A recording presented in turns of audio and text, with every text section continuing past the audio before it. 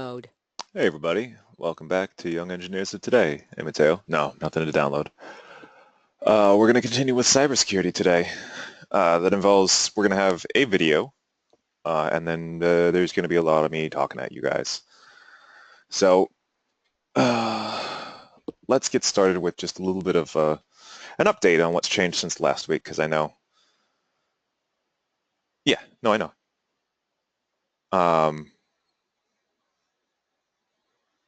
An update on what's changed since last week, because I know we had an announcement about SpaceX at the beginning of last week's uh, presentation as well. Hey, welcome back, Cohen. Yeah, so SpaceX did launch their Dragon, and it did land again successfully. It's a big deal because it was a reusable rocket that had already been used. So essentially, they've proven that the technology is possible. So that is a big moment because that has a lot to do with the cost of launching things into space. If they can keep this consistent and reduce, the amount of maintenance that needs to be done in between cycles and things like that, they can significantly reduce the cost of launching things to space, which will make access to space more widespread. Not like, it's not like we're going to be able to like go fly into space tomorrow or anything like that. But it always happens in degrees.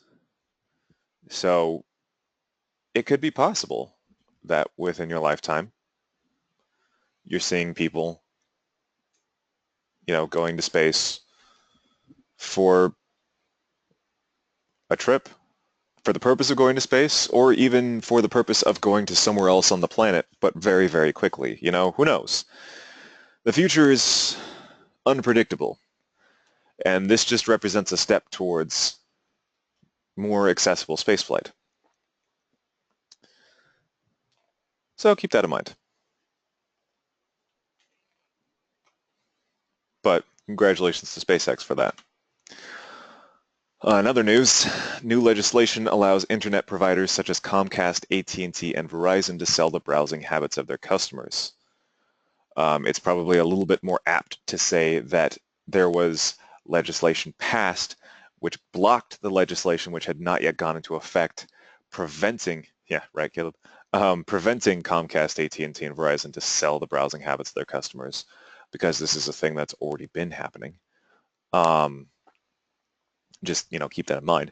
But it's, who knows what kind of precedent that's going to set. Now,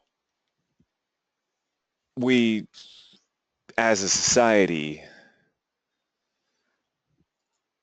have agreed to basically give up our personal information already in exchange for many online services. I'm not speaking about individuals necessarily. That also um, is dependent upon a case-by-case basis, but as a society, this is sort of the decision that we've made. This is neither really good nor bad. It's a little bit of both, technically. But we should understand the trade-offs, because on the one hand, part of the reason why it's been beneficial for us as people on the internet, it's enabled services like Facebook and Google to be free to us. They don't cost us money, even though these services cost money to run. And that is because a lot of times our usage history with these things is sold to advertisers in transactions that happen instantaneously,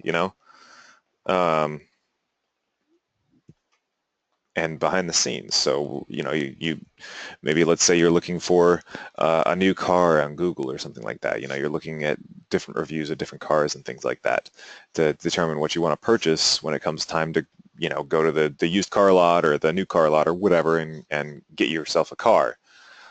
Well, you'll probably also notice that when you start visiting unrelated websites, ads for cars start popping up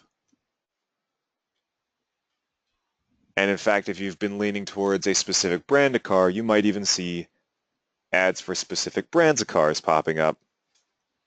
I know, for instance, I spent a big part of the summer looking for a new place to live. And so for that entire time until I moved, pretty much all of my, every website I visited had at least some sort of ad for an apartment finding service or a house finding website or a specific place to live or to be able to get mortgages for a house, stuff like that. So that is an example of that. Now that this is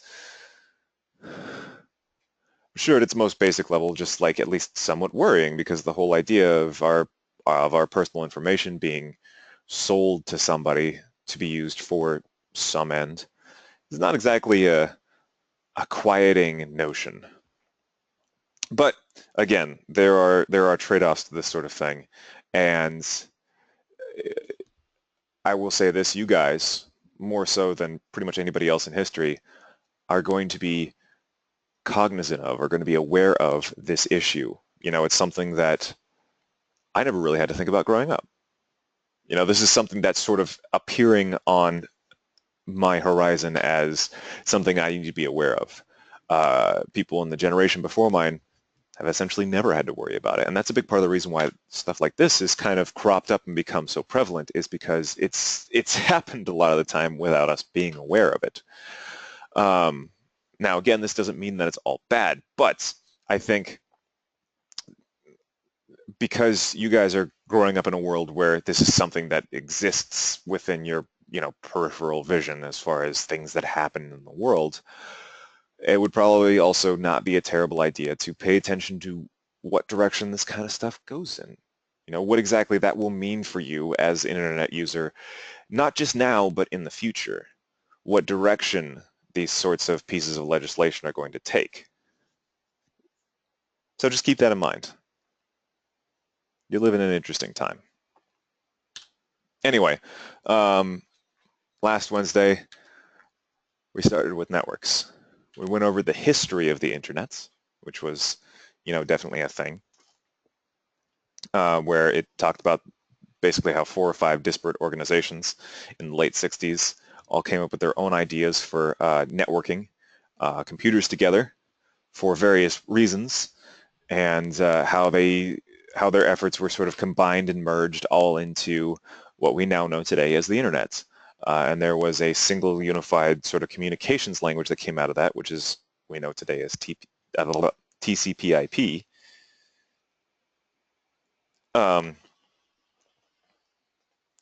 So thanks to that, that's why we can have,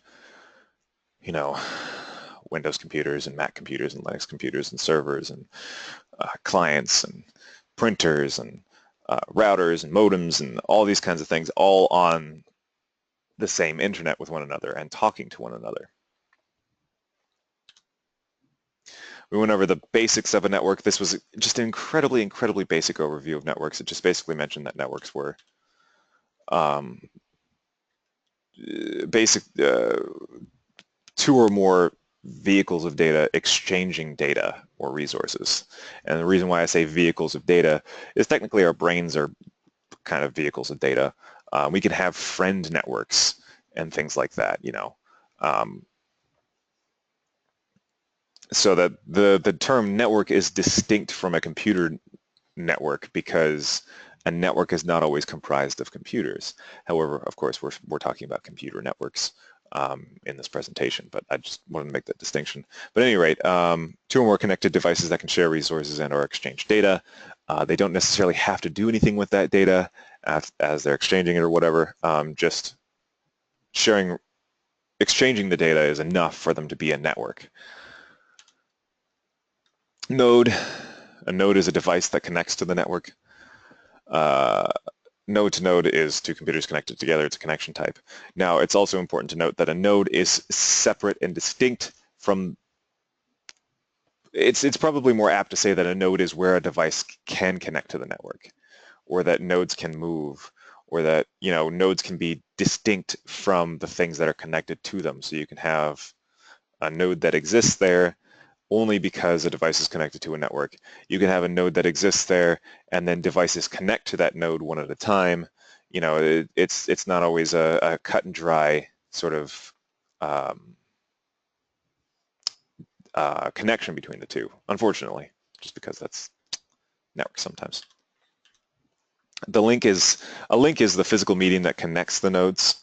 So you've got nodes and links.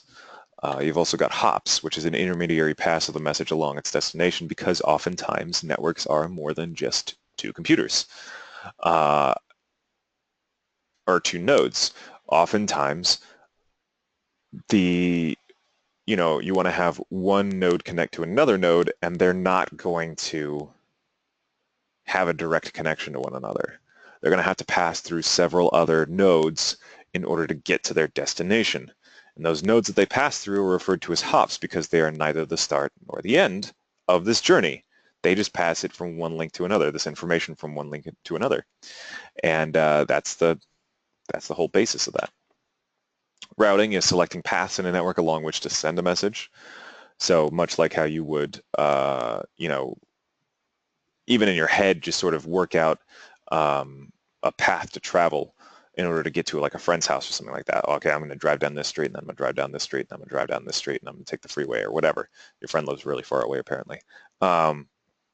That's the act of routing. It's plotting a path through a network of hops, links, nodes, etc., in order to receive, or in order to get to your end destination. IP address. Now, this goes back to TCP/IP. An IP address is a part of the IP protocol. An IP address, that's redundancy, Internet Protocol. Anyway, IP address is a unique numerical label that allows other devices to locate a device on the network. So think of it like, well, an address, like a physical address, which you can then get from a DNS or domain name service, much like how you can look up somebody's physical address through the phone book, or at least you could in the old days. What do you mean, like Bluetooth with the names?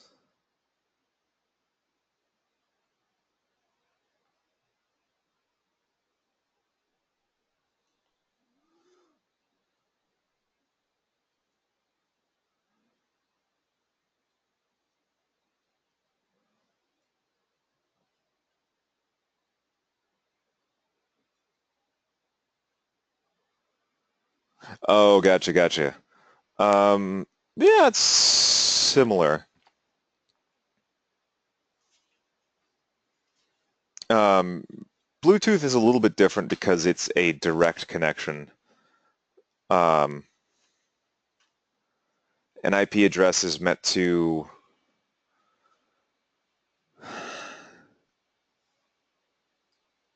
I see where you're going, and that's actually, it's pretty much the same thing. The only tricky thing is an IP address is not only unique, but it can also move, like a computer can have a different IP when it reconnects to a network. So it can connect to a network, disconnect from a network, come back, and have a different IP. And so for that reason, you need to have some, you need to have some kind of a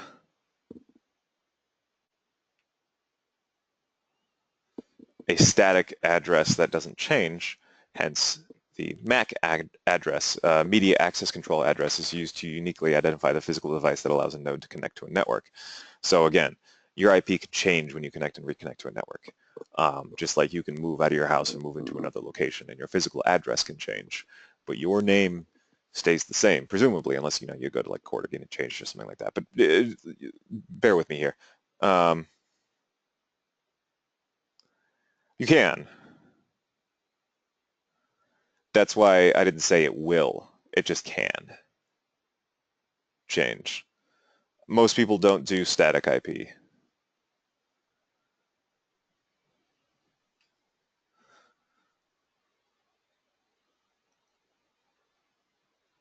And it also depends on, whether or not that IP is for internal use only or not. But anyway, so that's where a MAC address comes in, or a MAC address or whatever, which identifies your computer much like your name identifies you, to the analogy where your IP is your physical address.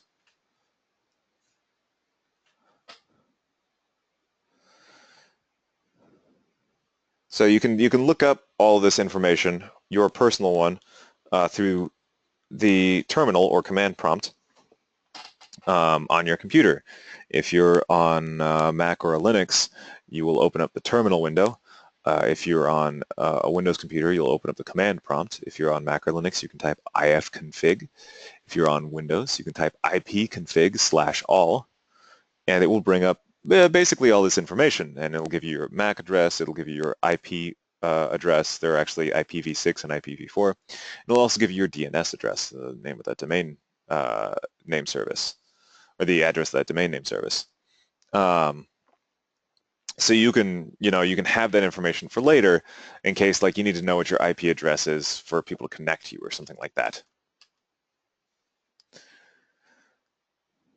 Now, a server is a computer or program that provides specific services on a network. For an example, an email server directs emails, a web server directs or serves web pages or directs web traffic. It's actually probably more proper to say that a server is a program that provides specific services on a network, because a host is just a computer connected to a network. Servers run on hosts, though.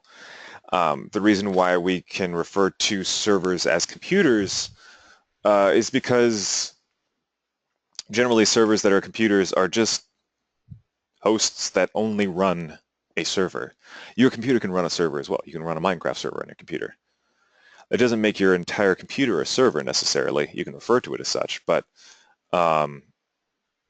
technically speaking, the server is the program that is running on your computer, because you're probably also, I don't know, playing Minecraft in the background or something like that on the same computer, depending upon how good your internet connection is and how good your computer is. But yeah, we can also refer to computers as servers, just because at some point the two can become synonymous. If the computer is really only running the server program. A local area network is just a group of computers within a distinct area, such as a school or an office building. Has more to do with geographic association than anything else. This picture of the internet, which is pretty interesting. Just sort of the idea that there is no real physicality to the internet. There's a conglomeration of connections and data transfers and things like that. Excuse me, to cyberspace. There is a certain kind of physicality to the internet, which will be touched on in the video that we're going to watch in a moment. But to cyberspace itself, that sort of thing, there isn't, and so it really only exists as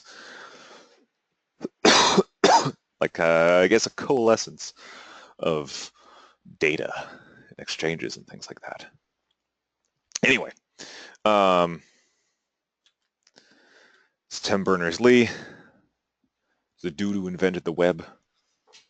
You can thank Tim Berners-Lee for this Google Drive presentation that I'm showing you right now, because, well, he didn't invent the internet. That was actually a collaborative project among many, many, many, many, many, many, many, many different people. He did, in fact, pave the way for the World Wide Web, which is, you can think of it like the user interface for the internet, the graphical user interface for the internet, the GUI. Whereas the internet is exchanging data back and forth and storing data remotely and accessing at later points from remote locations and whatever else. The web provides us a means to easily view and browse that data as users in a much more sort of human-friendly way. And that's sort of weird to think that there is a distinction between the web and the internet. Like they're two separate entities that exist. The web is a layer that exists on top of the internet. Um, that allows us to really sort of view the internet. Yeah, the internet makes info available via a global computer network. The web makes that info easy to read. And here's this video about the sort of the physical presence of the internet. It's an interesting video, although it's not the whole TED talk. But that's okay. You know, if you ever want to watch the whole video, you can pull it up on the TED channel on YouTube or at the TED website. But I'm going to go ahead and paste it and play it alongside you guys so that you can watch it, and then we can go from there. It's about 9 minutes though.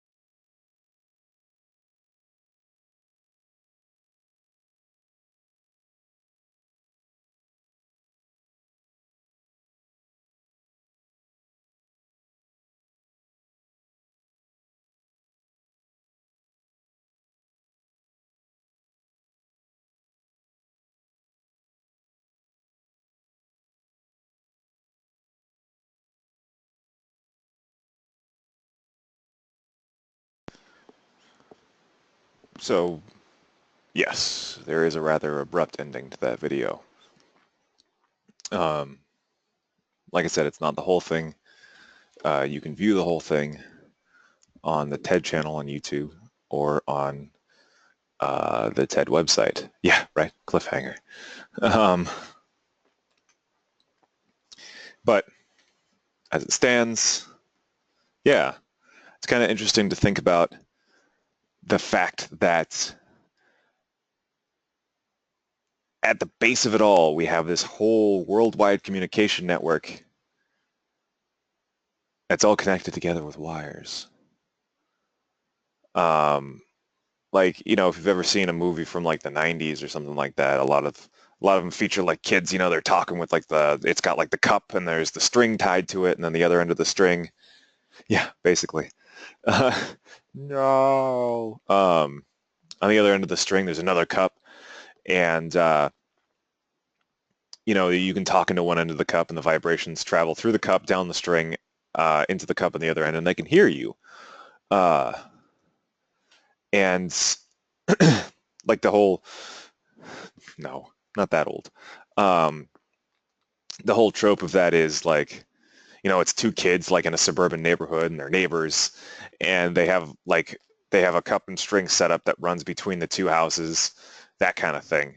Um, There's a movie in particular, but I can't remember which one it is, but I know there's a moment like that. But that's essentially what these landing stations are, is they're cup and strings, except they transfer light instead of sound waves. We just have ones that span entire oceans to reach another one. And that is kind of mind-boggling, the fact that we don't even really we don't really think a whole lot about the fact that we are connected to somebody across the world. How is that possible? Well, it's possible because of these wires in the ocean. They're literally just fiber optic cables that exist in the ocean.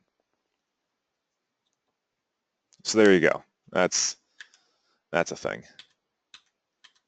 Oh, I'm just changing the volume. I don't want to, there we go. So again, to get an IP address, either type ifconfig if you're on Mac or Linux, or ipconfig/all if you're on Windows. You'll get this information. It will give you your personal IP address on your computer at this particular connection time. I'm not going to do it here because I don't want to, again, show my IP address while my screen is being recorded and then place it on the internet. That's just generally a bad idea. Now, it doesn't mean anybody necessarily will find it, but the potential is always there. And anyway, yeah, you guys can do it at home. Just don't record your screen and then put it out on the internet. Don't put your IP on the internet just randomly. If your friend needs an IP address in order to play a game with you or something like that, you can give it to them so that you guys can play an online game. Because there are some, smaller games that require an IP address in order to connect and things like that. But as it stands, don't just put your IP address out there for everybody to see. It's like putting your physical address out there for everybody to see, in essence. And you don't want to do that. Using NetView or devices or even ifconfig as well, it will also list IP addresses of other things connected to your network. For instance, your router will be listed there, and we'll actually touch on that in a moment, etc. There are other commands that allow you to view specific things connected to the network. But anyway, I'm going to introduce ping to you guys. Ping is a utility used to test basically how close or how well connected a node is to your node, another distant node. Ping, as far as I understand, comes from sonar, just because, yeah, in essence, how strong the connection is, but also how far the connection is. It's a little bit of both, because, well, I guess how far the connection is also kind of synonymous with how strong the connection is. Anyway, what do you mean, what link?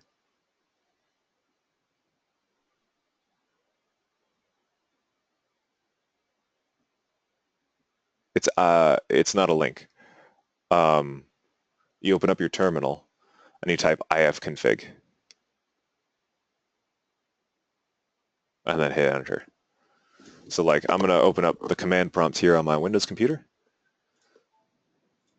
and then I would type the command in here and hit enter, and it would provide me with that information. And actually, I'm going to use it for ping in a moment.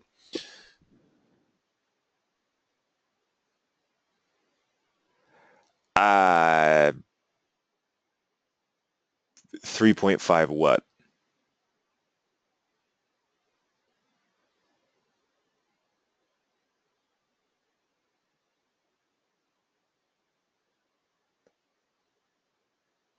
Okay, so that just because ping is measured in milliseconds. Again, because the idea is, well, like back in, submarines and sonar and things like that, you could send out a sound wave and then the sound wave would bounce off of things and come back to the submarine. And then that could give you an idea of how far away something is based on how long it took that sound wave to travel to its destination and come back. It's the same idea with ping. You send a packet of data, a 32-byte packet of data, and you send it to wherever you want to, and then it sends that data right back immediately, just throws it right back like a volley in tennis or something like that.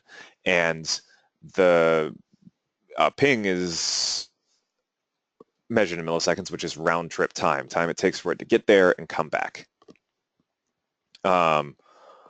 So a 3.5 probably just sounds like, I don't know, they're probably comparing some metric like against like the average ping time for people, or they're probably throwing another couple things in there, like if there are any packet drops or anything like that.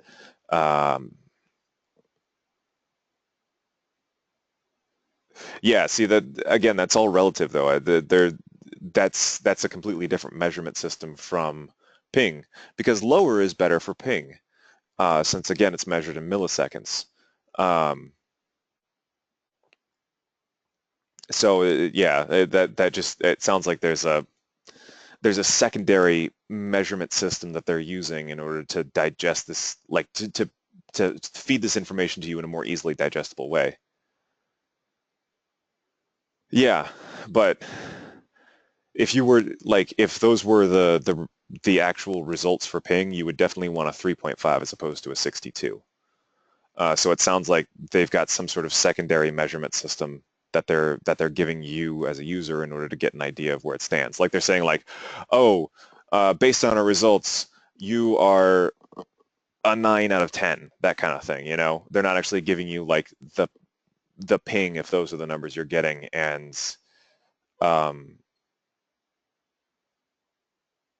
like they're based on the fact that they're now giving you a unit and the fact that higher numbers are better. It doesn't sound like they're actually giving you the actual result of the ping. They're just giving you a rating based on the result of the ping, and probably some other stuff.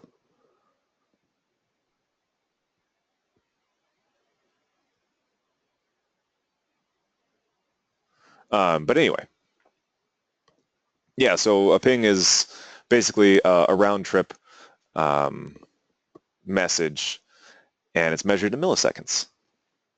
And you can ping basically anything that you have the IP address for.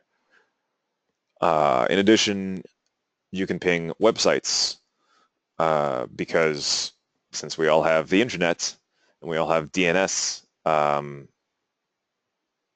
providers and things like that, you can enter in a website for this command. The DNS will look up the IP and provide you with the results. So I can ping Google. As you can see, it provides me with the actual IP result from the DNS with 32 bytes of data. And then we get a reply from them. We got all 32 bytes in 19 milliseconds.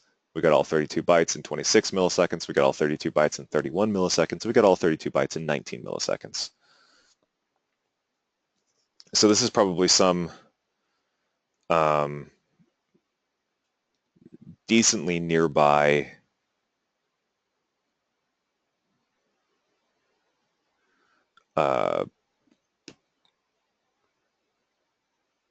data, center or something like that.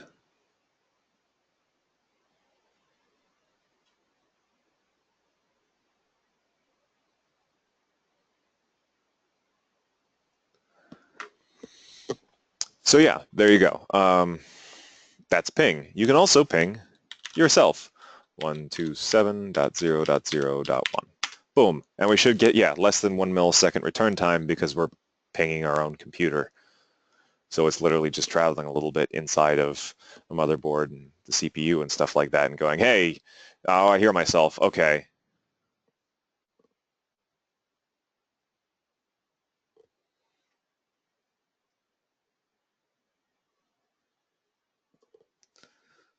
But yeah, so that's the uh,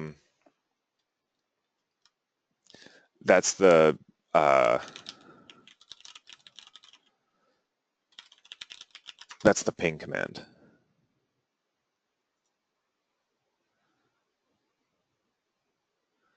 Let's see here.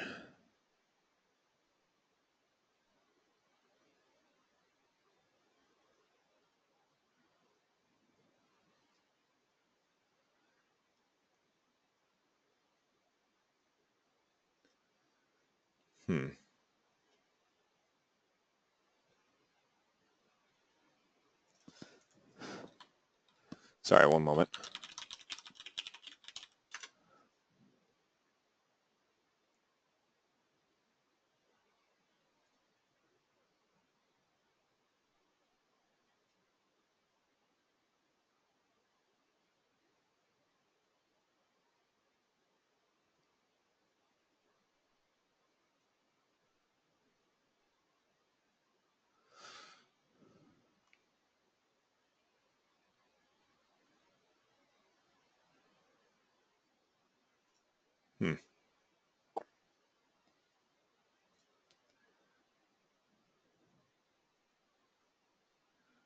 Yeah, it seems like that's a decently close, not terribly close, but decently close server. But anyway, you can also ping your router, and you can find your router with the ipconfig or ifconfig under default gateway. That tends to refer to the router that is your window to the internet.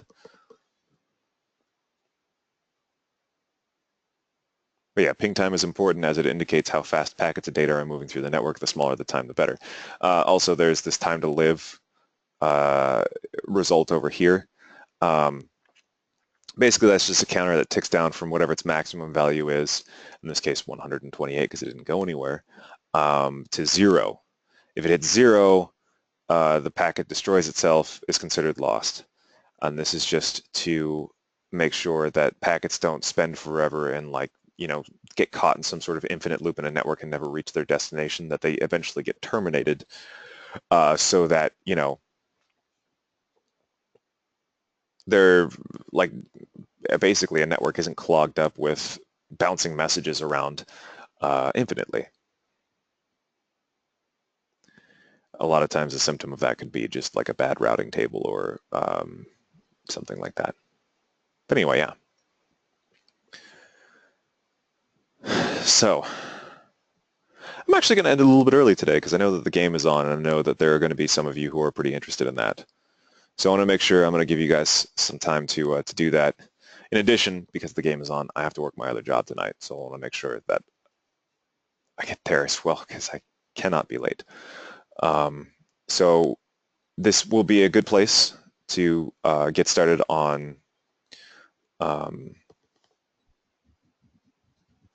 it's a food service job right now.